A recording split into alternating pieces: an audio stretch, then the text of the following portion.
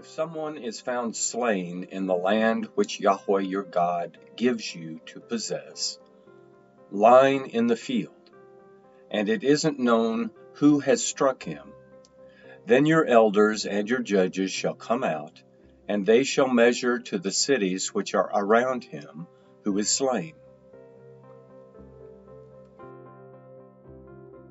It shall be that the elders of the city which is nearest to the slain man shall take a heifer of the herd which hasn't been worked with and which has not drawn the yoke. The elders of that city shall bring the heifer down to a valley with running water, which is neither plowed nor sown, and shall break the heifer's neck there in the valley. The priests, the son of Levi, shall come near. For them Yahweh your God has chosen to minister to him, and to bless in Yahweh's name, and according to their word shall every controversy and every assault be decided. All the elders of that city, which is nearest to the slain man, shall wash their hands over the heifer, whose neck was broken in the valley. They shall answer and say, Our hands have not shed this blood, neither have our eyes seen it. Forgive Yahweh your people Israel, whom you have redeemed, and don't allow innocent blood among your people Israel. The blood shall be forgiven them. So you shall put away the innocent blood from among you, when you shall do that which is right in Yahweh's eyes. When you go out to battle against your enemies, and Yahweh your God delivers them into your hands, and you carry them away captive, and see among the captives a beautiful woman, and you are attracted to her, and desire to take her as your wife, then you shall bring her home to your house. She shall shave her head and trim her nails. She shall take off the clothing of her captivity, and shall remain in your house, and bewail her father and her mother a full month.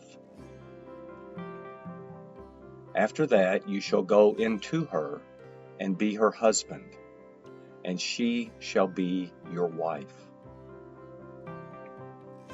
It shall be, if you have no delight in her, then you shall let her go where she desires, but you shall not sell her at all for money. You shall not deal with her as a slave, because you have humbled her. If a man has two wives, the one beloved and the other hated, and they have borne him children, both the beloved and the hated, and if the firstborn son is hers who was hated, then it shall be, in the day that he causes his sons to inherit that which he has, and he may not give the son of the beloved the rights of the firstborn before the son of the hated, who is the firstborn. But he shall acknowledge the firstborn, the son of the hated, by giving him a double portion of all that he has, for he is the beginning of his strength. The right of the firstborn is his. If a man has a stubborn and rebellious son, who will not obey the voice of his father, or the voice of his mother, and though they chasten him, will not listen to them, then his father and his mother shall take hold of him, and bring him out to the elders of his city, and to the gate of his place. They shall tell the elders of his city, "This our son is stubborn and rebellious. He will not obey our voice. He is a glutton and a drunkard." All the men of his city shall stone him to death with stones. So you shall remove the evil from among you. All Israel shall hear and fear. If a man has committed a sin worthy of death, and he is put to death, and you hang him on a tree, his body shall not remain all night on the tree, but you shall surely bury him the same day, for he who is hanged is accursed of God. Don't defile your land which Yahweh your God gives you for an inheritance.